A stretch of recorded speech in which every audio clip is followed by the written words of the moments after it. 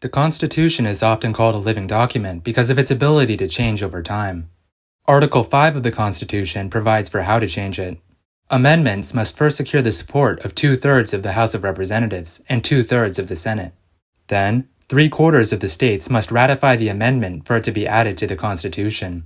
Because the amendment process is so arduous, most of the roughly 12,000 proposed amendments failed. So what are some more of those failed amendments? One of the earliest failed amendments was the Titles of Nobility Amendment. After the United States gained its independence from the British Empire, Americans were suspicious of anything resembling a monarchy. This sentiment is reflected in the Constitution, which prohibits the federal government from issuing titles of nobility and bars government officials from accepting any gift, salary, title, or office from other countries without congressional approval. Even so, high tensions between the United States and European monarchies made many Americans paranoid of foreign titles of nobility being used as bribes to undermine the Republic, leading Senator Philip Reed to introduce the Titles of Nobility Amendment in 1810. The amendment would have stripped the citizenship of any American who accepted a title of nobility or honor from a foreign government, and it would have done the same to Americans who accepted any gift, pension, salary, or office from a foreign government without congressional approval. All violators of the amendment would also be barred from ever holding public office in the United States. Both the House and Senate passed the amendment by wide margins, and it was soon ratified by 12 states, just too short of the necessary 3/4. The amendment seemed destined for ratification, causing numerous publications and copies of the Constitution to include it as the 13th Amendment. Despite this momentum, support for the amendment began to falter as the War of 1812 and the Napoleonic Wars came to a close, lessening tensions between the US and Europe. 5 states rejected the amendment, and eventually it faded into obscurity, though some conspiracy theorists incorrectly allege it was secretly ratified. Because Congress never set a deadline for ratification, the amendment could still be ratified if approved by 26 more states. Another amendment that could still be ratified is the Child Labor Amendment. During the early 1900s, a spirit of activism and reform swept across the country. Various aspects of society came under increasing scrutiny, including the use of child labor. Advocacy organizations revealed to the public the repugnant and dangerous working conditions of child laborers. As popular opinion turned against child labor, individual states began regulating it, and calls for federal action on the issue grew louder. In 1916, Congress passed the Keating-Owen Act to prohibit the sale of certain goods produced by child labor, but the act was deemed unconstitutional by the Supreme Court. Congress then tried to impose a financial penalty on businesses that employed children, but again, the law was struck down by the Supreme Court. With the highest court in the land acting as a roadblock to reform, advocates began pushing for a constitutional amendment that would allow Congress to regulate child labor. After much debate, the House and Senate approved the Child Labor Amendment in 1924, sending it to the states for ratification. Despite experiencing some initial successes, progress stalled as the opposition organized. Critics attacked the amendment as a socialistic intrusion into the affairs of the states, and an infringement on the right of parents to raise their children as they pleased. 15 states rejected the amendment, and in many of these states, child labor was still prevalent. By the late 1930s, the amendment had fallen out of relevancy due to the passage of the Fair Labor Standards Act, which regulated child labor. Unlike its predecessors, the act was upheld by the Supreme Court, rendering the Child Labor Amendment a moot point. In the end, only 28 states ratified the amendment, but again, Congress never set a time limit for ratification, meaning if 10 more states approved the amendment, it could still be ratified. Most amendments, however, are never even passed by Congress. Take, for example, the Flag Desecration Amendment. In 1984, Gregory Lee Johnson burned an American flag at a protest in Dallas to express his opposition to President Ronald Reagan's policies. Johnson was convicted of violating a Texas law that banned flag burning, but he appealed the decision, arguing the law violated his freedom of speech.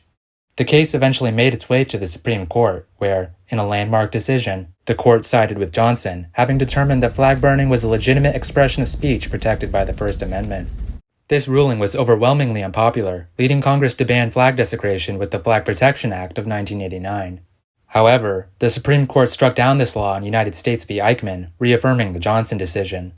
These two decisions began the movement for a Flag Desecration Amendment, which would give Congress the power to ban flag desecration. Several attempts have been made to pass the amendment, and while it passed the House multiple times, it has never passed the Senate. It came closest in 2006, when it was just one vote short.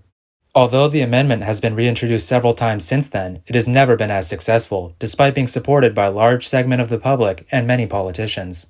The amendment's supporters argued the flag should be protected as a sacred symbol of national unity, while opposition to the amendment centered around the concern that a ban would undermine the freedom of speech, thus subverting one of the liberties the flag represents. Another one of those liberties is the freedom of religion. The framers of the Constitution believed government involvement in religion would necessarily undercut religious freedom. Therefore, they thought it prudent to establish a separation of church and state.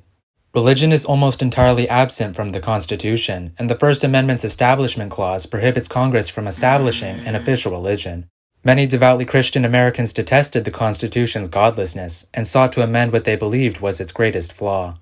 The Christian Amendment, unlike nearly every other proposed amendment, would have revised the text of the Constitution itself, altering the preamble to formally acknowledge God and establish the United States as a Christian nation. During the Civil War, the amendment's supporters coalesced into the National Reform Association to lobby for the amendment's ratification. Several prominent politicians of the era supported the amendment, and President Abraham Lincoln considered the proposal after a meeting with the NRA, though he ultimately declined to endorse it. Congress began considering the amendment in late 1864, but it was perpetually put on the back burner because of the Civil War and Reconstruction. When the House Judiciary Committee finally voted on it in 1874, the Christian Amendment was rejected. However, that wasn't the end of the debate over the role of religion in American society. Just a year later, Republican Congressman James G. Blaine introduced the Blaine Amendment. Around this time, the Catholic population of the United States was growing substantially. Although America's public schools were officially secular, in practice they were heavily influenced by Protestantism, prompting Catholics to establish a network of Catholic private schools. These schools then attempted to secure government funding, which Blaine responded to by introducing a constitutional amendment to forbid religious schools from receiving government funding. This amendment would have also applied the First Amendment's religious freedom protections at the state level because, at this point in American history, only the federal government was bound by the Bill of Rights, not the state governments. While religiously neutral on paper, Blaine's proposal was considered anti-Catholic because it would have targeted Catholic private schools while leaving the officially secular but essentially Protestant public schools alone. By introducing the amendment, Blaine hoped to capitalize on widespread anti-Catholic sentiment and public interest in school policy to garner support for his upcoming presidential campaign. In the end, the House passed the amendment by an overwhelming margin, but it came up 4 votes short in the Senate. Republicans uniformly supported the amendment because of the party's Protestant leanings, while Democrats were largely opposed due to Catholics making up an important Democratic constituency. Despite the amendment's failure at the federal level, 38 states adopted similar provisions into their own constitutions. While the Blaine Amendment was anti-Catholic, the Anti-Polygamy Amendment was anti-Mormon. The founder of Mormonism, Joseph Smith, claimed that polygamy was God-ordained, but he was murdered during his 1844 presidential campaign.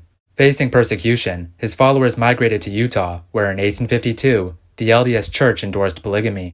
This outraged most Americans, and the burgeoning Republican Party even labeled polygamy as one of 2 great societal evils, the other being slavery. Once the Republicans gained power, they passed a law banning polygamy. When this law was challenged in court as a violation of the First Amendment's guarantee of the free exercise of religion, the Supreme Court upheld it, declaring that Congress could regulate religious practices considered immoral. Congress then passed another, more restrictive anti-polygamy law, but some politicians wanted to go further. The Anti-Polygamy Amendment was proposed numerous times as a means of permanently banning polygamy. Different iterations of the amendment also included punishments for polygamists, like disenfranchisement and disqualification from public office. The LDS Church was eventually pressured into abandoning polygamy in 1890, and an anti-polygamy provision was inserted into Utah's constitution when Utah applied for statehood.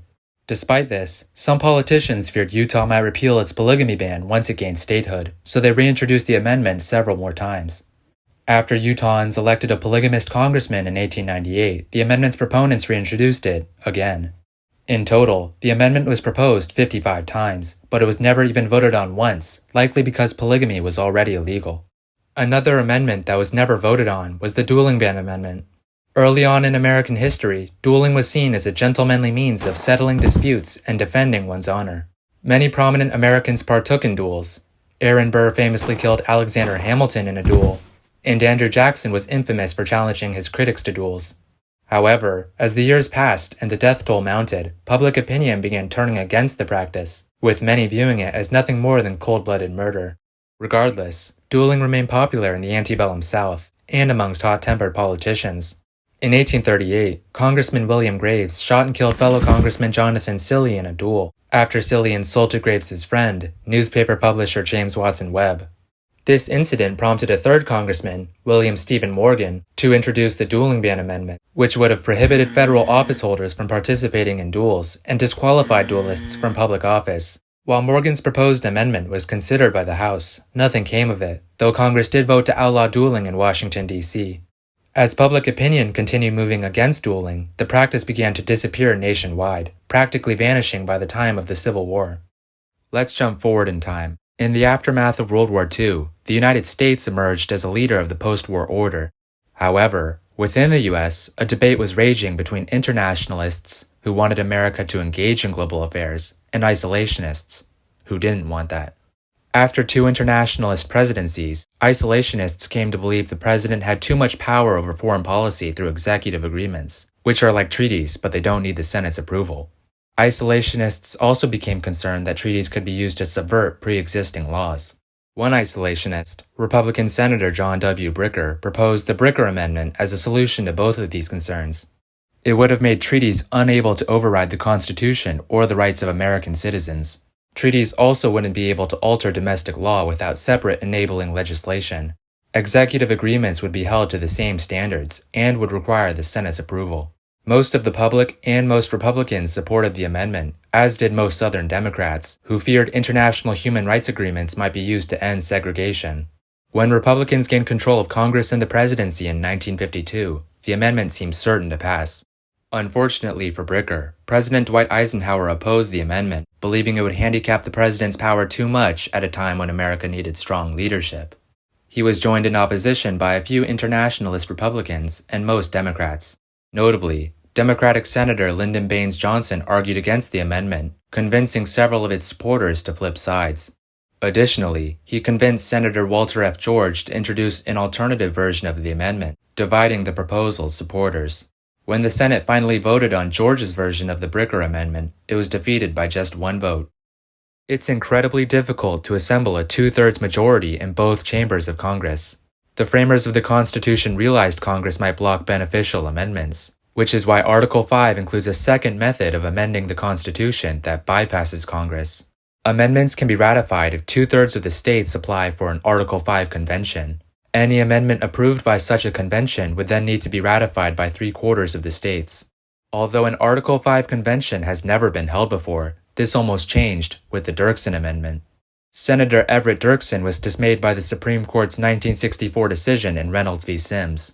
Prior to this ruling, state legislatures could be made of unevenly populated districts.